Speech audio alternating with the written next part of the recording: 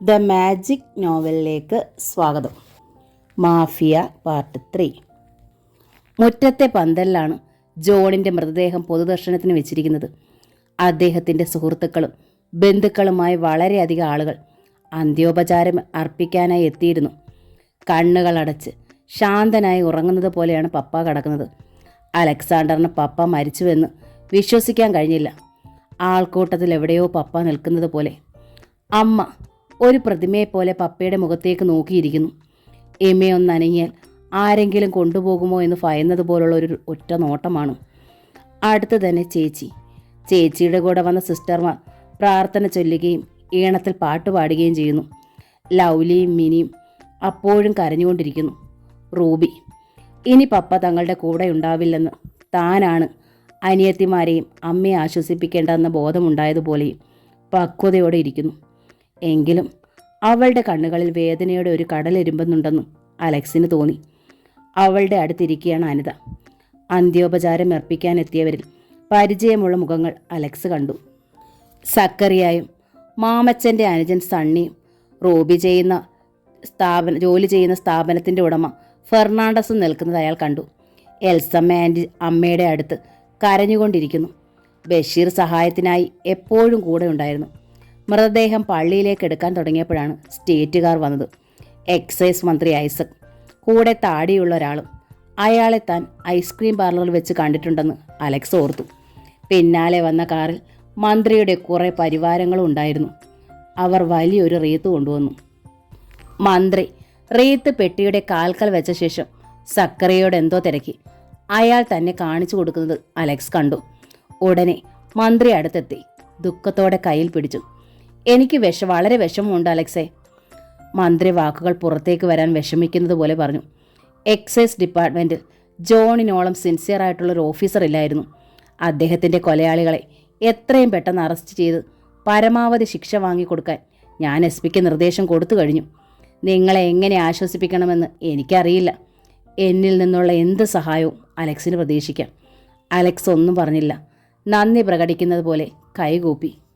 പള്ളിയിലെ പ്രാർത്ഥന കഴിഞ്ഞ് മൃതദേഹം സെമിത്തേരിയിലേക്ക് എടുത്തപ്പോൾ അലക്സ് മാമച്ചനെ കണ്ടു. അയാളുടെ കൂടെ അബ്കാരി കോൺട്രാക്ടർ രവീന്ദ്രനും ഉണ്ടായിരുന്നു. സ്ത്രീകളുടെ ഇടയിൽ ഒരു മുഖം അയാളുടെ ശ്രദ്ധയിൽപ്പെട്ടു. ഐസ്ക്രീം പാർലർ നടത്തുന്ന ഗ്രേസി. ശവസംസ്കാരം കഴിഞ്ഞ് എല്ലാവരും പിരിഞ്ഞുപോയിട്ടും അലക്സ് അവിടെ തന്നെ നിന്നു. ശവപ്പെട്ടിക്ക് മുകളിൽ മണ്ണിടുമ്പോൾ അമ്മ ഉച്ചത്തിൽ കരഞ്ഞത് അയാളുടെ കാതുകളിൽ ഇരമ്പി. കല്ലറയ്ക്ക് ചുറ്റും കത്തിച്ച മെഴുകുതിരി നാളങ്ങൾ കാറ്റിലുലയുന്നു. വല്ലാത്തൊരു നിശബ്ദത. മനുഷ്യൻ്റെ അവസാനം ഇവിടെ ശാന്തമായി ഉറങ്ങലാണെന്ന് അലക്സ് ഓർത്തു. ജീവിച്ചിരിക്കുമ്പോൾ സമ്പാദിച്ചതൊന്നും കൊണ്ടുപോകുന്നില്ല.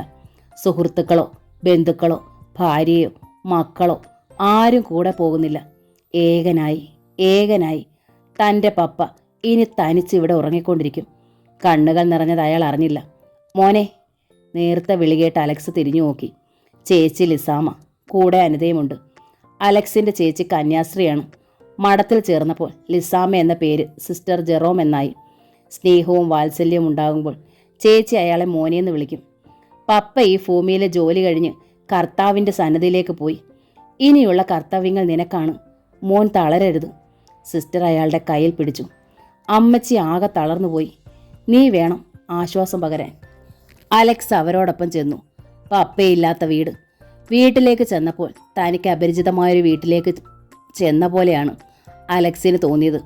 അവരോടൊപ്പം എൽസമ്മ ആൻറ്റിയും അനിതയും വന്നിട്ടുണ്ടായിരുന്നു. എൽസമ്മ ആൻറ്റി അമ്മയുടെ അടുത്തിരുന്ന് സമാധാനിപ്പിക്കുകയായിരുന്നു. അനിത വരാന്തയിലിരുന്ന് അലക്സിൻ്റെ അടുത്ത് വന്നു. അവളുടെ മനസ്സിൽ കൊടുങ്കാറ്റ് ഇരമ്പുകയായിരുന്നു. അവൾക്ക് അയാളെ ആശ്വസിപ്പിക്കണമെന്നുണ്ട്. പക്ഷേ എന്തു പറയണം, എങ്ങനെ പറയണമെന്നറിയില്ല. അയാൾ എന്തോ ആലോചിക്കുകയാണെന്ന് അവൾക്ക് തോന്നി.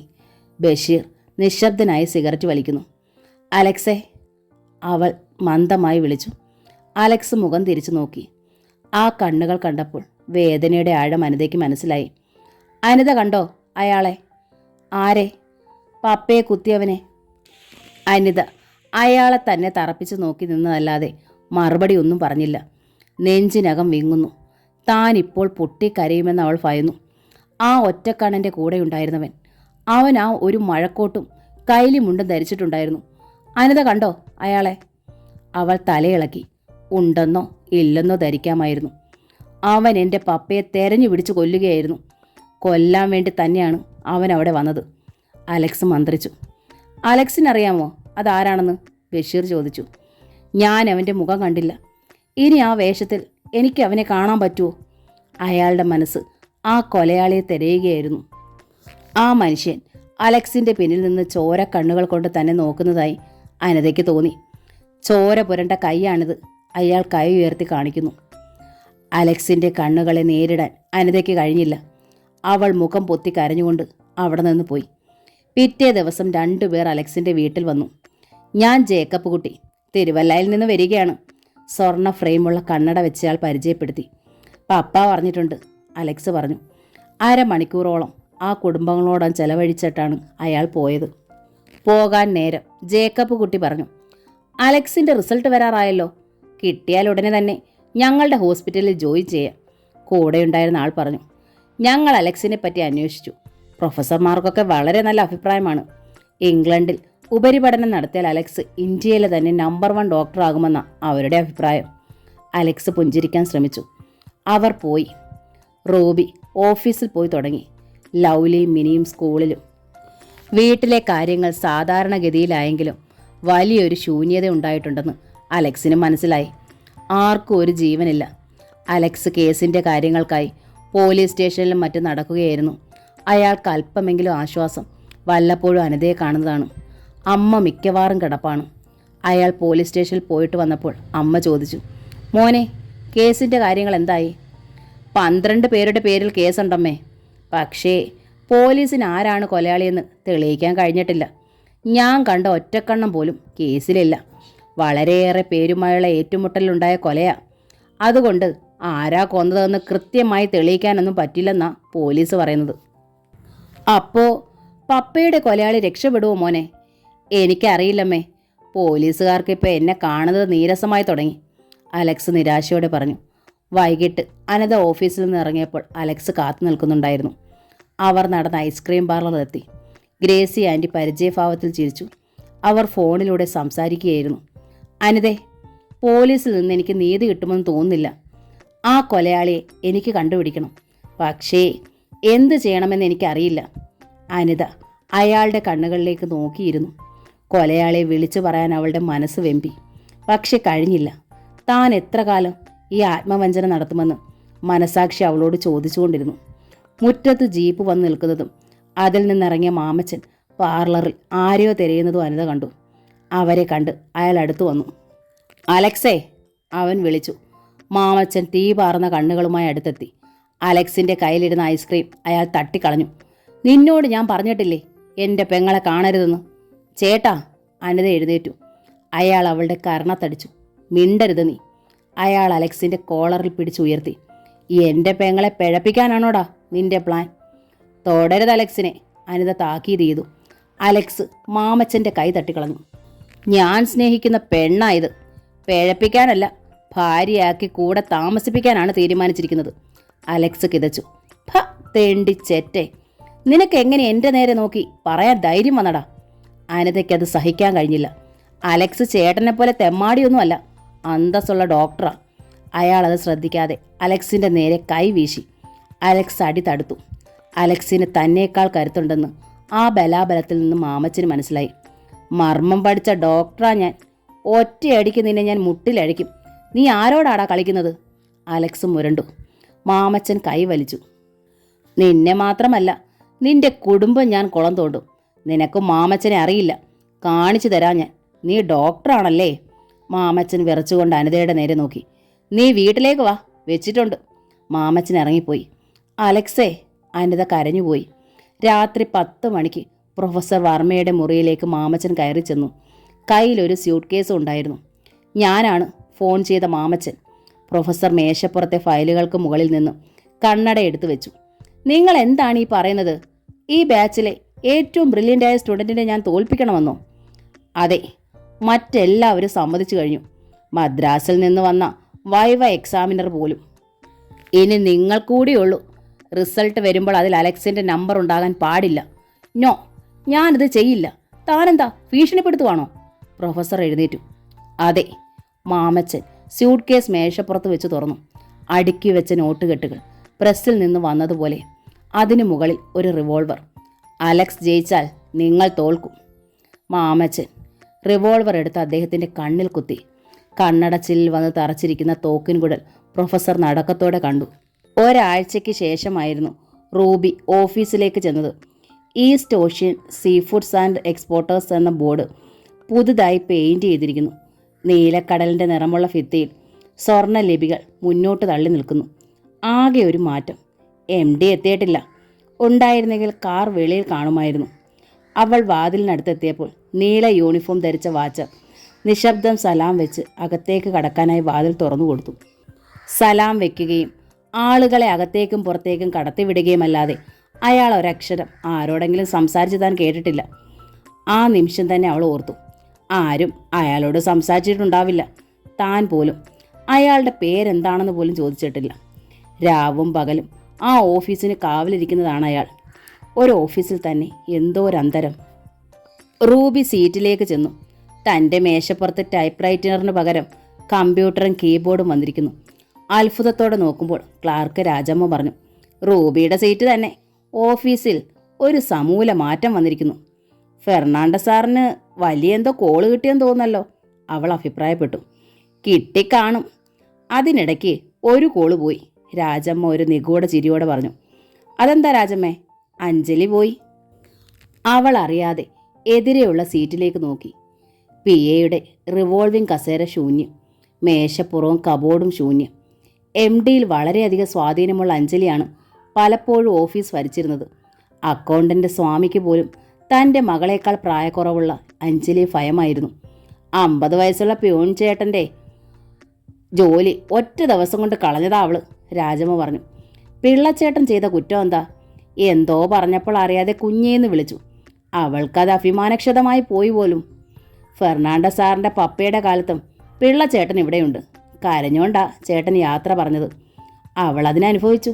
സാറേന്ന് വിളിച്ചാലല്ലേ അവൾക്ക് ഇഷ്ടപ്പെടാത്തതുള്ളൂ. എന്തു പറ്റി? റൂബി ജിജ്ഞാസയോടെ ചോദിച്ചു. അഞ്ജലി പ്രഗ്നൻ്റ് ആയിരുന്നു. അതേന്ന്. നേവൽ ബേസിനടുത്ത ഹോസ്പിറ്റലിൽ വെച്ച് ഫെർണാണ്ടസ് സാറിനെ അഞ്ജലിയും കണ്ടവരുണ്ട്. അവിടുത്തെ ഡോക്ടർ വാസുദേവൻ പ്രശസ്ത ഗൈനക്കോളജിസ്റ്റാ. MDയുടെ കൂട്ടുകാരൻ. കൊച്ചിയിലെ ഉരുക്ക് കേന്ദ്രമെന്നാ ആ ഹോസ്പിറ്റൽ അറിയപ്പെടുന്നത്, രാജമ്മ പരിഹാസ ചിരിയോടെ പറഞ്ഞു. റൂബി ഒന്നും മിണ്ടിയില്ല. രാജമ്മ തുടർന്നു. ഹോസ്പിറ്റലിൽ പോയതിനടുത്ത ദിവസങ്ങളിൽ അഞ്ജലിക്ക് പഴയ ഉത്സാഹമൊന്നുമില്ലായിരുന്നു. കണ്ണുകളിൽ നോക്കിയാൽ ഇപ്പോൾ കരയൊന്നു തോന്നും. ഞങ്ങൾക്കൊക്കെ അമ്പരപ്പായിരുന്നു എന്തു പറ്റിയെന്ന്. പിന്നെയല്ലേ മനസ്സിലായത്, ഫോറിൻ കൺസൈൻമെൻ്റ് ഒക്കെ ഒപ്പിടുമ്പോൾ MD ഇവളെയും കൊണ്ട് പോകുമായിരുന്നു. 6 മണി കഴിഞ്ഞ് എന്തൊക്കെ ബിസിനസ്സാണ് നടക്കുന്നതെന്ന് നമ്മൾ അറിയുന്നുണ്ടോ റൂബി? മതി രാജമ്മേ പരദൂഷണം പറഞ്ഞത്. റൂബി ചുറ്റും നോക്കി. ഞാൻ നിന്റെ അറിവിലേക്കായി പറഞ്ഞതേ ഉള്ളൂ. ഇനി ഇതറിയാൻ നീ മാത്രമേ ഉള്ളൂ ബാക്കി. രാജമ്മ ഒരു ഫയലെടുത്തു. ഓഫീസിൽ എല്ലാവരും എത്തിയിരുന്നു. ഫെർണാണ്ടസ് വന്നപ്പോൾ എല്ലാവരെയും പോലെ റൂബി എഴുന്നേറ്റ് ഗുഡ് മോർണിംഗ് പറഞ്ഞു. തിരിച്ച് വിഷ് ചെയ്ത അദ്ദേഹത്തിൻ്റെ മുഖത്ത് യാതൊരു ഭാവഭേദവുമില്ല. പപ്പ മരിച്ചപ്പോൾ അദ്ദേഹം വന്നതും ആശ്വസിപ്പിച്ചതും അവൾ ഓർത്തു. അല്പസമയം കഴിഞ്ഞ് പ്യൂൺ ഗോപി അവിടേക്ക് വന്ന് റൂബിയോട് പറഞ്ഞു, MD വിളിക്കുന്നു. അവൾ രാജമ്മയെ നോക്കി. പിന്നെ എഴുന്നേറ്റ് ചെന്നു. റൂബി ക്യാബിനിലെ ശീതളിമയിലേക്ക് ചെന്നപ്പോൾ ഫെറി എന്ന് വിളിക്കുന്ന ഫെർണാണ്ടസ് കസേരയിൽ ചാരി കിടക്കുകയായിരുന്നു. കയ്യിലിരിക്കുന്ന എരിയുന്ന ഫോറിൻ സിഗരറ്റ്. മുറിയിൽ മുല്ലപ്പൂവിൻ്റെ സുഗന്ധം നിറഞ്ഞു നിന്നിരുന്നു. മുമ്പേ മുറിയിൽ വന്നപ്പോൾ ചന്ദനത്തിൻ്റെ സുഗന്ധമായിരുന്നല്ലോ ഇവിടെന്ന് റൂബി ഓർത്തു. മേശപ്പുറത്തിരുന്ന ഫ്ലൈറ്റിൻ്റെ രൂപത്തിലുള്ള ആഷ്ട്രയിൽ സിഗരറ്റിൻ്റെ ചാരം തട്ടിക്കളഞ്ഞു ഫെർണാണ്ടസ് നിർദ്ദേശിച്ചു. റൂബി ഇരിക്കൂ. റൂബി ആ മാർദ്ദവമേറിയ കസേരയിൽ പിടിച്ച് നിന്നതല്ലാതെ ഇരുന്നില്ല. ഞാൻ നിന്നോളാം സാർ. പപ്പയുടെ കേസിൻ്റെ കാര്യങ്ങളൊക്കെ എന്തായി? പോലീസ് ചിലരെയൊക്കെ അറസ്റ്റ് ചെയ്തിട്ടുണ്ട്. പക്ഷെ അതുകൊണ്ടൊന്നും കാര്യമില്ലെന്നാ പറയുന്നത്. ആരും ദൃക്സാക്ഷികളില്ല, റൂബി വിഷമത്തോടെ പറഞ്ഞു. ഇൻഷുറൻസും പ്രോവിഡന്റ് ഫണ്ടും ഒക്കെ ഇല്ലേ? ഫെറി ചോദിച്ചു. അതിൽ നിന്നൊക്കെ ലോൺ എടുത്താ വീട് പണി നടത്തിയത്. ഞങ്ങളറിയാത്ത വേറെ ഏതൊക്കെയോ ലോണുകളുണ്ടെന്നാണ് അറിയുന്നത്. വീടിന് കുറച്ച് ബാധ്യതകളുണ്ടായിരുന്നു. പിന്നെ ചേട്ടൻ്റെ പഠനത്തിനും വീട്ടിലെ വിഷമങ്ങളൊന്നും പപ്പ ഞങ്ങളെ അറിയിച്ചിരുന്നില്ല. നാളെ അലക്സാണ്ടർ റിസൾട്ട് വരുമല്ലേ? റൂബി ശിരസിളക്കി. ഇപ്പോൾ കുടുംബഭാരം റൂബിയുടെ ചുമലിലാണല്ലോ. അലക്സിന് വരുമാനമൊന്നുമില്ലല്ലോ. അതിനവൾ മറുപടി പറഞ്ഞില്ല. ഞാൻ റൂബിക്ക് ഒരു പ്രമോഷൻ തരാൻ പോവുകയാണ്. അവൾ മുഖം ഉയർത്തി ഫെറിയെ നോക്കി. ശമ്പളം ഇപ്പോഴുള്ളതിൻ്റെ ഇരട്ടി. അവൾക്ക് വിശ്വസിക്കാനായില്ല. ഇവിടെ ജോയിൻ ചെയ്തത് മുതൽ റൂബിയെ ഞാൻ ശ്രദ്ധിക്കുന്നുണ്ട്. സ്ഥാപനത്തോടുള്ള റൂബിയുടെ ആത്മാർത്ഥത എനിക്കറിയാം. ഇഷ്ടപ്പെടുന്നവർക്ക് വേണ്ടി ഞാൻ എന്തും ചെയ്യും. അഞ്ജലി പോയ കാര്യം അറിഞ്ഞു കാണുമല്ലോ. ആ സ്ഥാനത്താണ് റൂബി വരിക. That means you will become my personal assistant. Fernandez റൂബിയുടെ കണ്ണുകളിലേക്ക് നോക്കി. എന്തു പറയണമെന്നറിയാതെ അവൾ നിന്നു. വെച്ച് നീട്ടുന്നത് വലിയൊരു പദവിയാണ്. നമുക്ക് പലപ്പോഴും ഒറ്റയ്ക്ക് താമസിക്കേണ്ടി വരും. പല കോൺഫറൻസുകളിലും പങ്കെടുക്കേണ്ടി വരും. പാർട്ടികളിൽ അറ്റൻഡ് ചെയ്യേണ്ടി വരും. എല്ലാം നമ്മുടെ വളർച്ചയ്ക്ക് വേണ്ടിയാണ്. രാജമ്മ അഞ്ജലിയെപ്പറ്റി പറഞ്ഞത് അവൾ ഓർത്തു. ചിന്തകൾ വായിച്ചിട്ടെന്ന പോലെ ഫെർണാണ്ടസ് പറഞ്ഞു, റൂബി ഈ സ്ഥാനത്തേക്ക് വരുന്നതിൽ അസൂയുള്ളവരുണ്ടാകും. നമ്മുടെ ഈ ഓഫീസിൽ തന്നെ അവർ പലരും പലതും പറയും. അതൊന്നും കാര്യമാക്കണ്ട, ഇനി പൊയ്ക്കോളൂ. റൂബി തിരിച്ച് സീറ്റിലെത്തിയപ്പോൾ രാജമ്മ ഉറ്റുനോക്കുകയായിരുന്നു മറ്റ് ലേഡി സ്റ്റാഫുകളും. റിസൾട്ട് കണ്ട അലക്സ് യൂണിവേഴ്സിറ്റി വരാന്തയിൽ ഷോക്ക് ഏറ്റ പോലെ നിന്നു. അയാൾ അടിമുടി വിയർത്തുപോയി. അലക്സേ, ലിസ്റ്റിലില്ലല്ലോ. ലിസ്റ്റ് നോക്കി അനിത പറഞ്ഞു. പ്രൊഫസർ വർമ്മ ഉറപ്പ് പറഞ്ഞതല്ലേ, പിന്നെ എന്തു പറ്റി അലക്സേ? അനിതയുടെ ശബ്ദം കരച്ചിൽ പോലെയായിരുന്നു. കണ്ണുകൾ നിറഞ്ഞൊഴുകി. എനിക്കറിയില്ല. അലക്സ് വിളറിപ്പോയി. ശബ്ദം തൊണ്ടയിൽ കുടുങ്ങി. തൻ്റെ സ്വപ്നങ്ങളെല്ലാം തകരുന്നത് അയാൾ കണ്ടു. കൂട്ടുകാരെല്ലാവരും തന്നെ നോക്കുന്നു. പ്രൊഫസർ വർമ്മയെ കണ്ടെന്ന് തിരക്കിയാലോ? ബഷീർ ചോദിച്ചു. അദ്ദേഹം വീട്ടിലാ, അലക്സ് പറഞ്ഞു. അനിത അലക്സിനെ നോക്കി. നമുക്ക് അയാളുടെ വീട്ടിൽ പോയി അന്വേഷിക്കാമടാ, ബഷീർ പറഞ്ഞു. അയാൾ തന്നെ റോഡിലിറങ്ങി ഒരു ഓട്ടോറിക്ഷ വിളിച്ചു. അലക്സ് അതിൽ കയറി. ചെയ്യുന്നത് എന്താണെന്ന് പോലും അറിയാത്തൊരു ഭാവത്തിലായിരുന്നു അയാൾ. അനിത വന്നപ്പോഴേക്കും ഓട്ടോറിക്ഷ പാഞ്ഞുപോയി. ഡോക്ടർമാർ താമസിക്കുന്ന ഒരു ഹൗസിംഗ് കോളനിയിലായിരുന്നു പ്രൊഫസർ വർമ്മയുടെ വീട്. അലക്സ് മിക്കപ്പോഴും അവിടെ വരുന്നതായിരുന്നു. പക്ഷേ ഇപ്പോഴതൊരു അപരിചിതമായ വഴിയായി തോന്നി. ഡോർ ബെല്ല് കൊടുത്ത് കാത്തുനിന്നു. വാതിൽ തുറന്നത് പ്രൊഫസറുടെ മകളാണ്. ഹൗസ് സർജനാണ്. അലക്സിനെ കണ്ട് അവൾ ചിരിച്ചു. അലക്സോ, വരൂ, ഡാഡി ഇപ്പോൾ വരും. അകത്തേക്ക് കയറിയെങ്കിലും അലക്സും ബഷീറും ഇരുന്നില്ല. പ്രൊഫസർ വർമ്മ കടന്നു വന്നു. അദ്ദേഹത്തിൻ്റെ മുഖത്ത് പഴയ പ്രസന്നതയില്ലെന്ന് അയാൾക്ക് തോന്നി. അലക്സ് ഇരിക്കൂ. സാറിൻ്റെ റിസൾട്ട് അറിഞ്ഞില്ലേ? തൻ്റെ ശബ്ദം അല്പം ഉയർന്നു പോയോ എന്ന് അലക്സ് സംശയിച്ചു. തോറ്റുപോയി അല്ലേ? അലക്സിന് എവിടെങ്കിലും തെറ്റിയിരിക്കും. പ്രൊഫസർ അയാളുടെ മുഖത്ത് നോക്കാതെ പറഞ്ഞു. തെറ്റിയത് എനിക്കല്ല, ഡോക്ടർക്കാണ്. സാർ തന്നെയല്ലേ പറഞ്ഞത് ഞാനാണ് ഏറ്റവും നന്നായി അപ്പിയർ ചെയ്തതെന്ന്? ശരി തന്നെ, പക്ഷേ നിന്റെ വൈവ റിസൾട്ട് മോശമായിരുന്നു. No, he is fully satisfied. എന്താണ് സംഭവിച്ചെന്ന് പ്രൊഫസർക്കറിയാം. എന്ത് സംഭവിക്കാൻ? പ്രൊഫസർ ചിരിക്കാൻ ശ്രമിച്ചു. Alex തോറ്റോ daddy? പ്രൊഫസറുടെ മകൾ അകത്തെ വാതുക്കൽ നിന്ന് ചോദിച്ചു. ഡാഡിയല്ലേ എപ്പോഴും അലക്സിനെ പുകഴ്ത്തി സംസാരിക്കുന്നത്, പിന്നിതെന്തു പറ്റി? പ്രൊഫസർ വർമ്മ മകളെ നോക്കിയതല്ലാതെ ഒന്നും പറഞ്ഞില്ല. ആ മാമച്ചൻ ഇവിടെ വന്നത് എന്തിനായിരുന്നു ഡാഡി? ആരെ ജയിപ്പിക്കാനാ? മാമച്ചൻ എന്ന് കേട്ടതും അലക്സിന്റെ സിരകളിലൂടെ ഒരു മിന്നൽ പിണർ പാഞ്ഞുപോയി. അലക്സിന്റെ നോട്ടത്തിൽ പ്രൊഫസർ വിളറിപ്പോയി. എനിക്കെല്ലാം മനസ്സിലായി. അയാൾ പ്രൊഫസറുടെ കോളറിന് പിടിച്ചുയർത്തി. പ്രൊഫസർക്ക് ശ്വാസം മുട്ടി. എൻ്റെ ജീവിതം കൊണ്ടാ താൻ കളിച്ചത്. എത്ര ലക്ഷം കിട്ടിയതെനിക്ക്? അലക്സേ, പ്രൊഫസർ ഞരങ്ങി. മിണ്ടരുത്, കൊല്ലും ഞാൻ. അലക്സേ, വിട്. പ്രൊഫസറുടെ മകൾ വന്ന് പിടിച്ചു മാറ്റാൻ ശ്രമിച്ചു. താൻ നോക്കിക്കോ, തനിക്ക് രക്ഷപ്പെടാനാവില്ല. ഞാൻ എൻ്റെ പേപ്പർ എടുപ്പിക്കും. താൻ മാത്രമല്ല, ഈ ഗൂഢാലോചന ഉൾപ്പെട്ട എല്ലാവരെയും ഞാൻ പൊക്കും. അലക്സ് കൈ ചൂണ്ടി മുന്നോട്ട് ചെന്നു.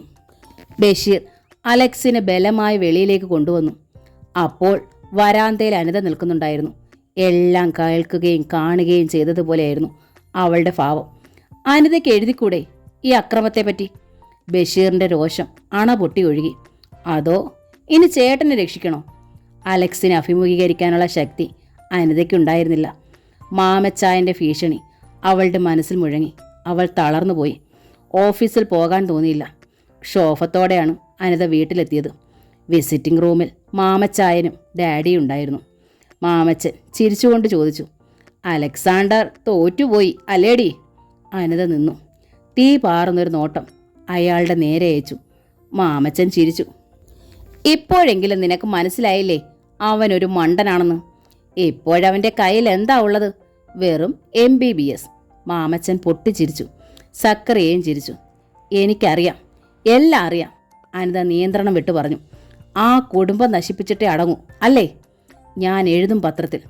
കൈക്കൂലി വാങ്ങിച്ച പ്രൊഫസർമാരുടെ എല്ലാം ജോലി തെറിക്കുന്നത് ഞാൻ കാണിച്ചു തരാം. അവൾ കൊടുങ്കാറ്റ് പോലെ മുറിയിലേക്ക് പോയി. മാമച്ചൻ്റെ ചിരി മാഞ്ഞു. എന്താ മോനെ? സക്കറിയ ചോദിച്ചു. ഇവള് നമ്മുടെ വീട്ടിൽ പിറന്നത് എന്തിനാ ഡാഡി? മാമച്ചൻ എഴുന്നേറ്റു. കസേരയിൽ തളർന്നിരിക്കുകയായിരുന്നു അനിത. കഴുത്തിലൂടെ എന്തോ ഇഴഞ്ഞപ്പോൾ അവൾ ഞെട്ടി മുഖം തിരിച്ചു. മാമച്ചൻ്റെ കൈ കഴുത്തിൽ മുറുകി. നീ എന്താ പറഞ്ഞത്? പത്രത്തിൽ എഴുതുമെന്നോ? മാമച്ചൻ വല്ലാത്തൊരു ചിരിച്ചിരിച്ചു. ഇല്ല, നീ എഴുതൂല. എഴുതിയാ ഈ കൈ ഞാൻ വെട്ടും. അയാൾ മറു കൈകൊണ്ട് അവളുടെ വലത് കൈപ്പത്തിയിൽ തഴുകി. ബൈബിളിൽ പറഞ്ഞിട്ടില്ലേ, നിനക്കൊരവയവം പാപത്തിന് കാരണമാകുന്നുവെങ്കിൽ അതിനെ മുറിച്ചു കളയുക. ഞാനതൊന്ന് തിരുത്തുക. എനിക്കൊരാളുടെ അവയവം ആപത്തിന് കാരണമായാൽ ഞാനത് മുറിക്കും. മാമച്ചൻ ചിരിച്ചു. മനസ്സിലായല്ലോ നിനക്ക്? ഇനി നിനക്ക് അവനുമായൊരു ബന്ധവും വേണ്ട. നീ അവനോട് ചങ്ങാത്തം കൂടുന്തോറും ഞാൻ അവനെ നശിപ്പിച്ചൊരു കീടമാക്കിക്കൊണ്ടിരിക്കും. അതുകൊണ്ട് എല്ലാം മറന്നുകളാം. ഒന്ന് ബലമായി അമർത്തിയ ശേഷം മാമച്ചൻ അവളുടെ കഴുത്തിലെ പിടിവിട്ടു. മാമച്ചൻ ജീപ്പിൽ നിന്നിറങ്ങി കടയിലേക്ക് ചെന്നു. ബ്രാൻഡി കടയിൽ നല്ല തിരക്കുണ്ടായിരുന്നു. ശിവൻകുട്ടി അടുത്തു വന്ന് പറഞ്ഞു, 2 പേർ അന്വേഷിച്ചു വന്നിരുന്നു. ആരാ? അറിയില്ല. മാമച്ചൻ ഓഫീസിലേക്ക് ചെന്നു. എയർ കണ്ടീഷണർ ഓൺ ചെയ്ത് കസേരയിൽ ചാരി കിടന്നൊന്ന് ചിരിച്ചു. Doctor Alexander John, MD. അയാൾ കണ്ണടച്ച് പുച്ഛഭാവത്തിൽ കൈകൊട്ടി ചിരിച്ചു. Yes, doctor Alexander. മാമച്ചൻ കണ്ണു തുറന്നു. തൊട്ടു മുന്നിൽ അലക്സ്. മാമച്ചൻ എഴുന്നേൽക്കുന്നതിന് മുമ്പ് അലക്സ് മുന്നോട്ടാഞ്ഞൊരിടി. മാമച്ചൻ കസേരയോടൊപ്പം വട്ടം കറങ്ങി. അലക്സ് മാമച്ചൻ്റെ മുടിയിൽ പിടിച്ചു നിർത്തി. കുറേ മുടികൾ പറഞ്ഞ് അയാളുടെ കയ്യിലിരുന്നു. എൻ്റെ ഭാവിയുടെ കടയ്ക്കൽ കത്തി വെച്ചിട്ട് നീ ഇരുന്ന് രസിക്കുക അല്ലേടാ? അലക്സ് അലറിക്കൊണ്ട് മാമച്ചനെ എടുത്തു മേശയുടെ മുകളിലേക്കിട്ട് നെഞ്ചിൽ കൈമുട്ടുകൊണ്ടിടിച്ചു. മാമച്ചൻ പിടഞ്ഞുകൊണ്ട് നിലവിളിച്ചു. മേശപ്പുറത്തുണ്ടായിരുന്നവരെല്ലാം തെറിച്ചുപോയി. മേശപ്പുറത്തെ ഗ്ലാസ് അയാളുടെ തലയിലിടിച്ച് ചെലന്തി വല പോലെ പൊട്ടി. അടിയേറ്റു മാമച്ചൻ്റെ വായിൽ നിന്ന് ചോര ചിതറി. മാമച്ചന് എതിർക്കാൻ പോയിട്ട് തടുക്കാൻ കൂടി കഴിഞ്ഞില്ല. ശബ്ദം കേട്ട് ശിവൻകുട്ടിയും ഗുണ്ടകളും ഓടി വന്നു. നിമിഷ നേരം കൊണ്ട് അവർ അലക്സിനെ വളഞ്ഞ് മാമച്ചന് സ്വതന്ത്രനാക്കി. മാമച്ചൻ കസേരയിലിരുന്നു. തൻ്റെ ആളുകൾ അലക്സിനെ തല്ലുന്നത് കണ്ട് അയാൾ കൈ ഉയർത്തി തടഞ്ഞു. 3 പേർ അലക്സിൻ്റെ കൈകളിലും കഴുത്തിലും പിടിച്ചുകൊണ്ട് നിൽക്കുകയായിരുന്നു. അലക്സിനൊന്ന് കുതറാൻ പോലും കഴിഞ്ഞില്ല. വേണ്ട, അവനെ തല്ലണ്ട, മാമച്ചൻ പറഞ്ഞു. പിന്നെ പുറം കൈകൊണ്ട് വായിൽ നിന്ന് വാർന്നൊഴുകിയ ചോര തുടച്ചു. അവൻ പപ്പ മരിച്ച വിഷമത്തില. ഇപ്പോഴവൻ പരീക്ഷയിലും തോറ്റു. പാവം, വെറുതെ വിട്ടേരെ. മാമച്ചൻ്റെ പിണിയാളുകൾക്കത് വിശ്വസിക്കാനായില്ല. പോടാ പോ. മാമച്ചൻ വെളിയിലേക്ക് ആംഗ്യം കാണിച്ചു. ഗുണ്ടകൾ അലക്സിനെ വെളിയിൽ കൊണ്ടുപോയി തള്ളി. മുറിയിൽ തനിച്ചായപ്പോൾ മാമച്ചൻ തറയിൽ കിടന്ന സെല്ലുലോർ ഫോണെടുത്ത് ഡയൽ ചെയ്തു. എസ്തപ്പാൻ. മറുവശത്തുനിന്ന് ശബ്ദം കേട്ടു. അലക്സ് ഇപ്പോഴെൻ്റെ മുറിയിൽ വന്ന് എന്നെ തല്ലി. സാരമില്ല, ഇനി അവൻ ആ കാലുകൊണ്ട് നടക്കണ്ട, എഴഞ്ഞാൽ മതി. ധർമ്മം വാങ്ങിക്കാൻ പാകത്തിന്, മാമച്ചൻ നിർദ്ദേശിച്ചു. അലക്സേ, താൻ ഇനി സൂക്ഷിക്കണം, ബഷീർ പറഞ്ഞു. ബീച്ചിലെ സിമൻറ്റ് ബെഞ്ചിൽ കടലിലേക്ക് കണ്ണു നട്ടിരിക്കുകയായിരുന്നു അലക്സ്. ആർത്തുലയ്ക്കുന്ന തിരമാലകൾ പോലെയായിരുന്നു അയാളുടെ മനസ്സും. ഞാൻ ഇനി എന്ത് സൂക്ഷിക്കാനാ ബഷീറെ? എൻ്റെ ഭാവിയുടെ കടക്കലല്ലേ അവൻ കത്തി വെച്ചിരിക്കുന്നത്. ഗദ്ഗതം പോലെയായിരുന്നു അലക്സാണ്ടറുടെ വാക്കുകൾ. നിന്നോട് മാമച്ചൻ പകപോക്കുകയാണ്. അതിന് ഞാൻ എന്ത് ദ്രോഹമാണ് അവനോട് ചെയ്തത്? അനിതയ്ക്ക് നിന്നോടുള്ള സ്നേഹമാണ് അവൻ്റെ പകയ്ക്ക് കാരണം. അവളെ ഏതെങ്കിലും പണച്ചാക്കിന് കെട്ടിച്ചു കൊടുക്കാനാണ് അവൻ്റെ ഉദ്ദേശം. അതുവഴി ബിസിനസ് വലുതാക്കാമെന്നും അവൻ കരുതുന്നു. പണം മാത്രമാണ് അവൻ്റെ ലക്ഷ്യം. എങ്കിലവൻ ആ ലക്ഷ്യം നേടാൻ പോകുന്നില്ല. അനിതയെ ഞാൻ എൻ്റെ വീട്ടിലേക്ക് വിളിച്ചുകൊണ്ട് വന്നാൽ അവൻ എന്തു ചെയ്യും? അലക്സ് ചോദിച്ചു. ബഷീർ അയാളുടെ മുഖത്തേക്ക് നോക്കി. ഇരുവരുടെയും തലമുടി കടൽ കാറ്റിൽ ഇളകുന്നുണ്ടായിരുന്നു. അലക്സിനെ ഗുണ്ടകൾ പിടിച്ചു നിർത്തിയിട്ടും മാമച്ചൻ വെറുതെ വിട്ടതിൽ നിന്നും അയാൾക്ക് ദയ തോന്നിയതൊന്നും കരുതരുത്. മറ്റെന്തോ ആണ് അവൻ്റെ ഉദ്ദേശം. അലക്സ് ഒന്നും പറഞ്ഞില്ല. തിരമാലകളിൽ നോക്കി അയാൾ ഇരുന്നു. സൂര്യൻ അസ്തമിക്കുകയായിരുന്നു. പാർക്കിൽ ധാരാളം കുട്ടികളും സ്ത്രീ പുരുഷന്മാരും. അവരുടെ ആഹ്ലാദാരവങ്ങൾ. എല്ലാവർക്കും സന്തോഷമാണ്. ദുഃഖവും വേദനയും തനിക്കു മാത്രമാണെന്ന് അലക്സിന് തോന്നി. സൂര്യൻ മറഞ്ഞു. വൈദ്യുത ദീപങ്ങൾ കത്തി. നമുക്ക് പോകാം അലക്സേ, ബഷീർ പറഞ്ഞു. ബഷീർ പോയിക്കോളൂ, ഞാനിവിടെ അല്പസമയം ഇരിക്കട്ടെ. വേണ്ട, താൻ അസമയത്ത് തനിച്ച് ഒരിടത്തും പോകരുത്. ഞാൻ നിന്നെ വീട്ടിലാക്കിയിട്ട് പൊയ്ക്കോളാം. വേണ്ട ബഷീറേ, താൻ ഓരോന്ന് വെറുതെ ഭയപ്പെടുകയാണ്. എന്നെ തോൽപ്പിക്കാൻ ശ്രമിച്ചവർ വിജയിച്ചു, പിന്നെ അവർക്ക് എന്താ വേണ്ടത്? അലക്സ് എഴുന്നേറ്റു. നീ പൊയ്ക്കോടാ, ഞാൻ നടന്നോളാം. അവർ പാർക്കിൻ്റെ ഗേറ്റ് കടന്ന് റോഡിലെത്തി. രാത്രിയിൽ അണിഞ്ഞൊരുങ്ങിയ നഗരം. അലക്സ് നിർബന്ധിച്ചപ്പോഴാണ് ബഷീർ പോയത്. അയാൾ ഏകനായി നടന്നു. താൻ വിളിച്ചാൽ അനിത വരും. അയാൾ ഓർത്തു, അനിതയില്ലാതെ തനിക്ക് ജീവിക്കാനാവില്ല. അവൾ വന്നാൽ താങ്കൾ എങ്ങനെ ജീവിക്കും? അത്യാവശ്യമായി തനിക്കൊരു ജോലി വേണം. MDയുടെ സർട്ടിഫിക്കറ്റ് ഇല്ലെന്നേ ഉള്ളൂ. നല്ലൊരു ഡോക്ടറാണ് താൻ. ഡോക്ടറെ? തിരിഞ്ഞു നോക്കിയപ്പോൾ 2-3 പേർ നിൽക്കുന്നത് കണ്ടു. കുറഞ്ഞ വെളിച്ചമേ അവിടെ ഉണ്ടായിരുന്നുള്ളൂ. അവരിൽ ഒരാളെ കണ്ടപ്പോൾ അലക്സ് ഞെട്ടി. പപ്പയെ കൊല്ലാനുണ്ടായിരുന്ന ഒറ്റക്കണ്ണൻ. പെട്ടെന്നാണ് അവർ ആക്രമിച്ചത്. വടിവാളുകളും കുറുവടികളും. ഒരു നിമിഷത്തേക്ക് അലക്സിന് സമനില തെറ്റിപ്പോയി. തൻ്റെ നേരെ സീൽക്കാരത്തോടെ വീശി വന്ന വടിവാളിൽ നിന്നും അലക്സ് ഒഴിഞ്ഞു പിന്നോട്ട് മാറി. ഗുണ്ടകളും ആയുധങ്ങളും അയാളുടെ നേരെ ചീറി വന്നു. പെട്ടെന്ന് കാലിലൊരടിയേറ്റ് അലക്സ് വീഴാൻ തുടങ്ങി. അസ്ഥി പൊട്ടിയതുപോലെ വേദനിച്ചു. അയാൾ ഓടി രക്ഷപ്പെടാൻ ഒരു ശ്രമം നടത്തി. ആളുകൾക്കിടയിലൂടെ ഉള്ള ഓട്ടത്തിൽ പലരെയും തട്ടി വീഴിച്ചു. കുറേ അകലെ റോഡ് ടാറിങ് ചെയ്യുന്ന തൊഴിലാളികളുണ്ടായിരുന്നു. മുതുകിലൊരടിയേറ്റ് അലക്സ് വീടുപോയി. റോഡിലെ മെറ്റിലിളക്കുന്ന പിക്കാസും കോന്താലിയും അവിടെ കിടക്കുന്നുണ്ടായിരുന്നു. കൈ എത്തുന്ന ദൂരത്തുണ്ടായിരുന്നത് പിക്കാസാണ്. അലക്സിൻ്റെ മുതുകിൽ ഒരാൾ ചവിട്ടി. അടുത്ത ക്ഷണം അലക്സ് പിക്കാസ് എടുത്തുകൊണ്ട് സർവ്വശക്തിയും ഉപയോഗിച്ച് വെട്ടിത്തിരിഞ്ഞു. കാലിൽ പിടിച്ചു നിന്നവൻ്റെ തുടയിൽ പിക്കാസിൻ്റെ ഒരു മുന ആഴ്ന്നിറങ്ങി. അവൻ അലറി നിലവിളിച്ചുകൊണ്ട് റോഡിലേക്ക് വീണു. അലക്സ് എഴുന്നേറ്റ് അവരെ ക്രൂരമായി നേരിട്ടു. എതിരാളികൾ പതറിപ്പോയി. എസ്തപ്പാൻ്റെ വടിവാൾ അലക്സ് ഒറ്റയടിക്ക് തെറിപ്പിച്ചു കളഞ്ഞു. പിന്നിലേക്ക് മാറിയ എസ്തപ്പാൻ തണൽ മരത്തിൻ്റെ കൂറ്റൻ തടിയിൽ തട്ടി നിന്നു. അലക്സ് അവൻ്റെ തലയ്ക്ക് ആഞ്ഞുകൊത്തി. എസ്തപ്പാൻ ഒഴിഞ്ഞു മാറിയതുകൊണ്ട് പിക്കാസ് മരത്തിൻ്റെ തോൽ ഒരു പോള പോലെ തെറിപ്പിച്ചു കളഞ്ഞു. പിക്കാക്സ് കൊണ്ട് അയാൾ എസ്തപ്പാൻ്റെ വയറിനിടിച്ച് മരത്തോട് ചേർത്ത് ഞെരിച്ചു. ആ ക്ഷണം തന്നെ അയാളുടെ വലത് കണ്ണിൽ ഒരു ഇടി കൊടുക്കുകയും ചെയ്തു. എൻ്റെ പപ്പയെ കൊല്ലാൻ നിന്റെ കൂടെ ഉണ്ടായിരുന്നത് ആരാടാ? അലക്സ് മുരണ്ടു. പറഞ്ഞോ, അല്ലെങ്കിൽ നിന്നെ ഞാൻ ഇവിടെ ഇട്ട് കുത്തി കീറും, അയാൾ അലറി. എസ്തപ്പാൻ്റെ കണ്ണ് തുറിച്ചുപോയി. അലക്സ് വീണ്ടും എസ്തപ്പാനെ ഇടിച്ചു. എസ്തപ്പാൻ പിക്കാസിൽ പിടിച്ച് പിന്നോട്ട് തള്ളാൻ ശ്രമിച്ചുകൊണ്ടിരുന്നു. പെട്ടെന്ന് അലക്സിൻ്റെ മുതുകിൽ വെട്ടേറ്റു. അലക്സ് തിരിഞ്ഞ് പിക്കാസ് വീശി. ഗുണ്ടകൾ ഓടിക്കളഞ്ഞു. എസ്തപ്പാൻ അലക്സിനെ പിന്നിൽ നിന്ന് പിടികൂടി ഗുസ്തിക്കാർ എതിരാളികളെ എറിയുന്നത് പോലെ ഉയർത്തി റോഡിലേക്കിട്ടു. നട്ടലൊടിഞ്ഞതുപോലെ അലക്സിന് വേദനിച്ചു. പോലീസ് ജീപ്പ് പാഞ്ഞു വന്നു നിന്നപ്പോൾ അലക്സ് പിക്കാസ് നഷ്ടപ്പെട്ട് ചോര വാർന്നൊഴുകുന്ന ദേഹത്തോടെ നിൽക്കുകയായിരുന്നു. അയാൾ ചുറ്റും നോക്കി. ശത്രുക്കളെ ആരെയും കാണാനില്ല. അലക്സേ! ബഷീർ ആൾക്കൂട്ടത്തിനിടയിലൂടെ ഓടി വന്നു. അയാളെ കണ്ട് ബഷീർ ഭയന്നുപോയി. ഞാൻ പറഞ്ഞില്ലേ നിന്നോട് ഒറ്റയ്ക്ക് പോകണ്ടെന്ന്, ഇപ്പോഴെങ്ങനെ ഇരിക്കുന്നു? കരച്ചിലിൻ്റെ ശബ്ദത്തിൽ ബഷീർ ചോദിച്ചു. അലക്സ് മറിഞ്ഞു വീഴാതിരിക്കാൻ ബഷീറിൻ്റെ ചുമലിൽ പിടിച്ചു. പോലീസ് ജീപ്പിൽ നിന്ന് ഇറങ്ങി വരുന്ന സണ്ണിയെ നോക്കി നിൽക്കുകയായിരുന്നു അലക്സ്. SI സണ്ണി അടുത്തു വന്നു. എന്താ നിനക്ക് പറ്റിയത്? സണ്ണി അലക്സിനെ അടിപൊടി നോക്കി. അയാൾക്ക് മിണ്ടാൻ കഴിഞ്ഞില്ല. കുറേ ഗുണ്ടകൾ ഓടിച്ചിട്ട് കൊല്ലാൻ ശ്രമിച്ചതാ, കൂടി നിന്നവരിൽ ഒരാൾ പറഞ്ഞു. പേടിച്ചരണ്ട മുഖത്തോടെ നിൽക്കുന്ന സ്ത്രീകളെയും കുട്ടികളെ അലക്സ് കണ്ടു. ബഷീർ അലക്സിനെ പരിശോധിച്ചു. ചുമലിലും കാലിലും മുറിവുണ്ടായിരുന്നു. ചോര വാർന്നൊഴുകിക്കൊണ്ടേയിരുന്നു. സണ്ണി അയാളെ ജീപ്പിൽ കയറ്റി ഹോസ്പിറ്റലിൽ കൊണ്ടുപോയി. യാത്രക്കിടയിൽ സംഭവിച്ചതൊക്കെ സണ്ണി ചോദിച്ചറിഞ്ഞു. 9 സ്റ്റിച്ച് വേണ്ടി വന്നു. അലക്സിനെ അഡ്മിറ്റ് ചെയ്തു. 1 മണിക്കൂർ കഴിഞ്ഞപ്പോൾ 2 കോൺസ്റ്റബിൾമാരും 1 ഹെഡ് കോൺസ്റ്റബിളും വന്നു. വിവരങ്ങളെല്ലാം ചോദിച്ചു. കേസെടുത്തു. അവർ പോയപ്പോൾ സണ്ണി വന്നു. അലക്സിൻ്റെ കേസായതുകൊണ്ട് എനിക്ക് താല്പര്യമുണ്ട്, സണ്ണി അയാളുടെ ബെഡിനരികിരുത്തിരുന്നുകൊണ്ട് പറഞ്ഞു. താല്പര്യം?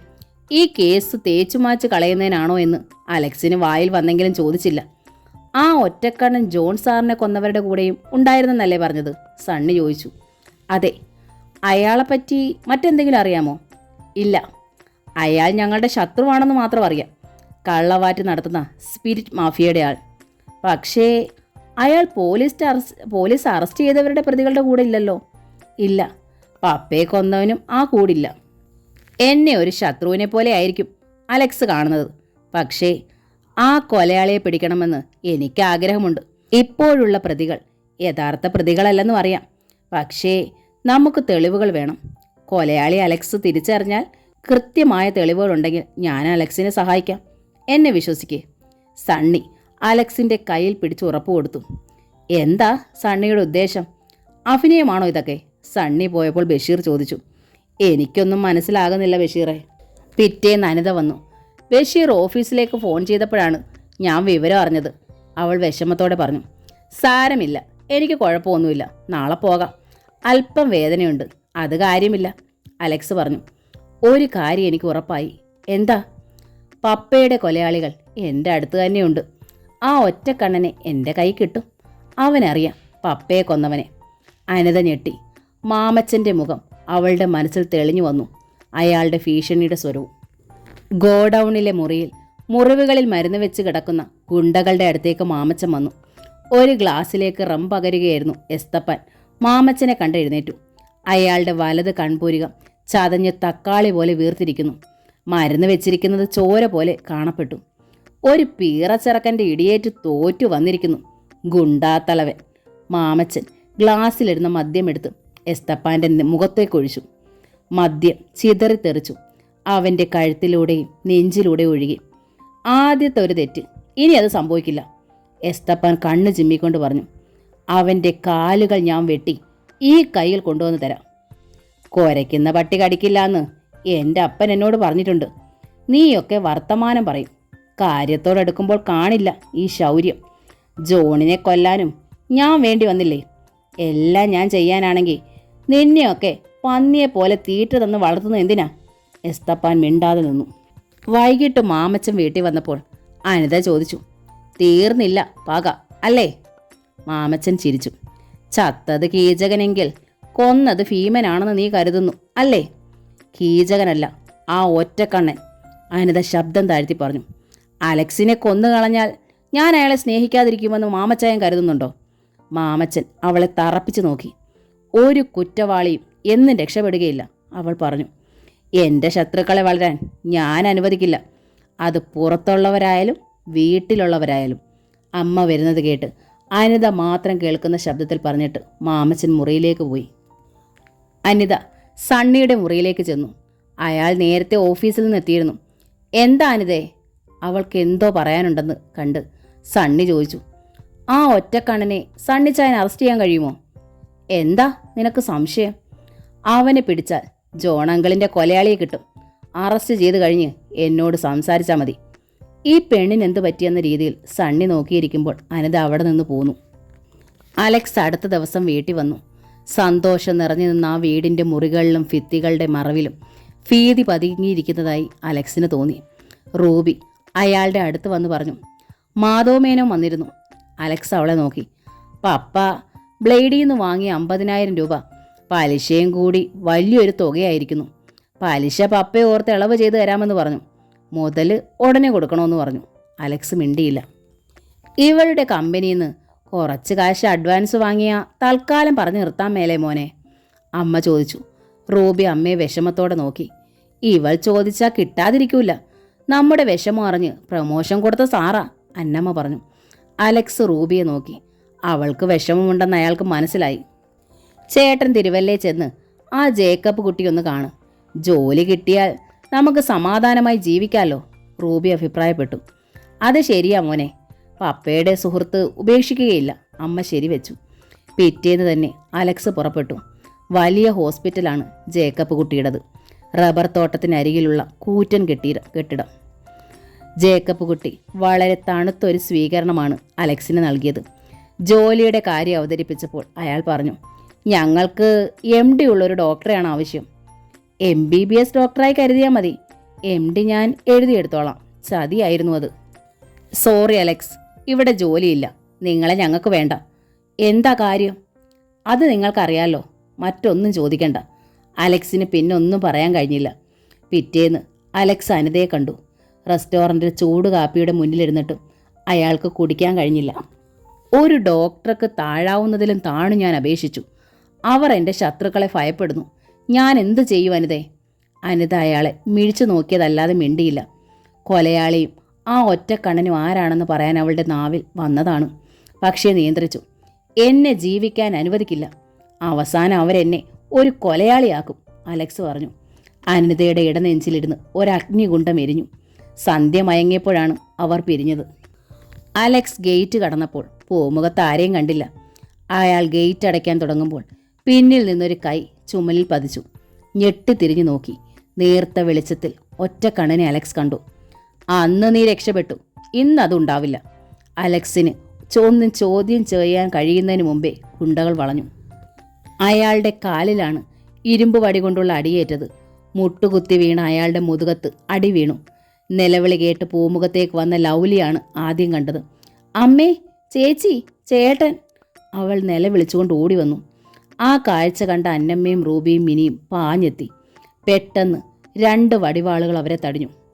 ഒരാൾ നിലത്ത് വര വരച്ചു.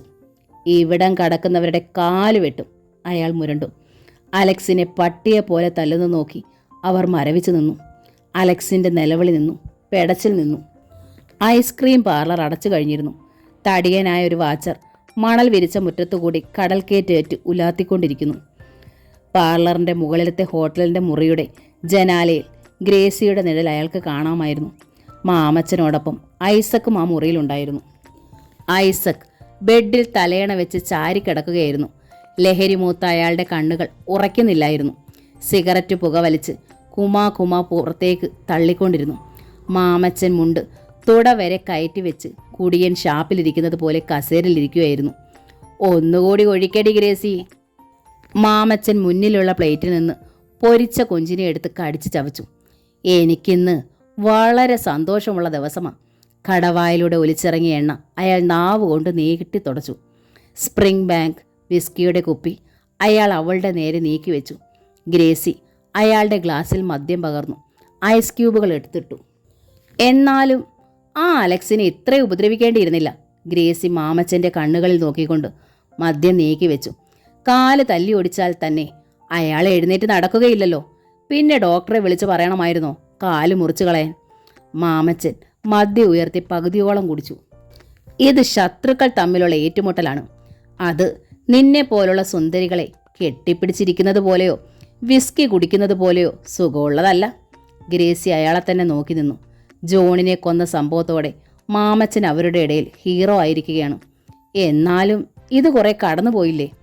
ഞാൻ മാമച്ചനല്ല, മാമോനാണ്. അതായത് ചെകുത്താൻ. ചെകുത്താനെ തോൽപ്പിക്കാമെന്ന് ആരും കരുതരുത്. ഇപ്പോൾ അലക്സാണ്ടർ, ഇനി അവൻ്റെ പെങ്ങേമാരും. അവൻ്റെ അപ്പൻ എനിക്ക് വരുത്തിയ നഷ്ടം പലിശ സഹിതം എനിക്ക് തിരിച്ചു കൊടുക്കണ്ടേ? മാമച്ചൻ ഗ്ലാസ് കാലിയാക്കിയിട്ട് മറ്റൊരു കൊഞ്ചിനെ കടിച്ചു ചവയ്ക്കാൻ തുടങ്ങി. അശോക് മസ്താന് പോലും മാമച്ചനോട് ബഹുമാനമാ, ഐസക് പറഞ്ഞു. മസ്താൻ, അയാളോട് പോകാൻ പറ. പല്ലുകൊഴിഞ്ഞ സിംഹം, മാമച്ചൻ ഗർവോടെ പറഞ്ഞു. മസ്താനെ കളിയാക്കണ്ട. അദ്ദേഹത്തിൻ്റെ നിഴല്ല എല്ലാവരും തുടങ്ങിയെന്നും വളർന്നതെന്നും ഓർക്കണം. അദ്ദേഹത്തിൻ്റെ രാജപ്രൗഢിക്ക് ഇന്നും കുറവൊന്നുമില്ല, ഗ്രേസി അഭിപ്രായപ്പെട്ടു. എടി ഗ്രേസി, മാമച്ചൻ പുച്ഛ സ്വരത്തിൽ വിളിച്ചു. ഗ്രേസിക്കത് തീരെ ഇഷ്ടമായില്ല. ഗ്രേസി ആൻറ്റി ഇത് വിളിച്ച് തൻ്റെ മുന്നിൽ ഓച്ചാനിച്ച് നിന്നിട്ടുള്ളതാണിവൻ. ഇപ്പോൾ എടിയെന്ന് വിളിക്കുന്നു. പക്ഷേ നീരസം പ്രകടിപ്പിക്കാതെ ഗ്രേസി പല്ലിളിച്ചു. മസ്താൻ ഒരു കാലത്ത് ശക്തിയും പണവും ഉണ്ടായിരുന്നു. ഇത് രണ്ടുമുള്ളവനെ എല്ലാവരും ഭയപ്പെടും, ബഹുമാനിക്കും. ഇന്ന് മസ്താന് ശക്തി ക്ഷയിച്ചു, പക്ഷെ പണമുണ്ട്. മസ്താനേക്കാൾ പണവും ശക്തിയുള്ളവനെ മസ്താനും ഭയപ്പെടും. അതാണ് പ്രകൃതി നിയമം. ഞാൻ കാണിച്ചു തരാം, മാമച്ചൻ പറഞ്ഞു. വാതിൽ 3 പ്രാവശ്യം മുട്ടുകേട്ടു. ബാബു സാറാ തുറക്ക്, മാമച്ചൻ നിർദ്ദേശിച്ചു. അയാൾ എഴുന്നേറ്റ് കൈ കഴുകി. ഗ്രേസി വാതിൽ തുറന്നപ്പോൾ ബാബു സാർ അകത്തേക്ക് വന്നു. ജയലാലും മോങ്കും ഉടനെ വരും, പുറപ്പെട്ടു കഴിഞ്ഞു. ഐസക് കട്ടിലിൽ എഴുന്നേറ്റിരുന്നു. അവർ മസ്താൻ്റെ ആളുകളല്ലേ, അവരെന്തിനാ വരുന്നത്? ബാബു സാർ മാമച്ചനെ നോക്കി. ഗ്രേസിക്കും അമ്പരപ്പായിരുന്നു. മസ്താൻ്റെ 2 കൈകളാണവർ. അധോലോകവും കടലും ഭരിക്കുന്നവർ. ഇനി അവർ എൻ്റെ ആളുകളാണ്, മാമച്ചൻ പറഞ്ഞപ്പോൾ ഐസക് ഞെട്ടി. അത് മനസ്സിലാക്കി മാമച്ചൻ തിരുത്തി. അതായത് നമ്മുടെയല്ല. മസ്താന് വേണ്ടി അവർ ചെയ്തിരുന്ന ജോലി ഇനി നമുക്ക് വേണ്ടി ചെയ്യും. മസ്താനിതറിയുമ്പോൾ എന്താ സംഭവിക്കുന്നത് അറിയാമോ? ഐസക് അസ്വസ്ഥതയോടെ എഴുന്നേറ്റു. ഗ്രേസിയും ഭയന്ന് നിൽക്കുകയായിരുന്നു. എന്ത് അപകടവും മണത്തറിയുന്ന ആളാണ് മസ്താൻ. മാമച്ചൻ കയ്യിൽ നിന്നൊരു രോമം പറിച്ചു കാണിച്ചു കൊടുത്തു. ഇതാ സംഭവിക്കുന്നത്. മന്ത്രി സാർ എൻ്റെ കൂടെ നിൽക്ക്. അടുത്ത ഇലക്ഷനും നിങ്ങൾ തന്നെയാ മന്ത്രി. നമുക്കിവിടെ ഒരു സൂപ്പർ സ്പെഷ്യാലിറ്റി ഹോസ്പിറ്റൽ ഉണ്ടാക്കണം. പാവങ്ങൾക്കെല്ലാം ജലദോഷത്തിൻ്റെ മരുന്ന് മുതൽ ഓപ്പൺ ഹാർട്ട് സർജറി വരെ ഫ്രീ. പിന്നെ ഐസക് വിശുദ്ധനാവും. മാമച്ചൻ പറഞ്ഞപ്പോൾ ഐസക് ബാബു സാറിനെ നോക്കി. മാഫിയ എന്ന നോവലിൻ്റെ ഈ ഭാഗം ഇവിടെ പൂർണ്ണമാവുകയാണ്. ഈ നോവൽ നിങ്ങൾക്ക് ഇഷ്ടമായെങ്കിൽ പ്ലീസ് ഒന്ന് ലൈക്ക് ചെയ്ത് ഷെയർ ചെയ്ത് സബ്സ്ക്രൈബ് ചെയ്യണേ. Thank you.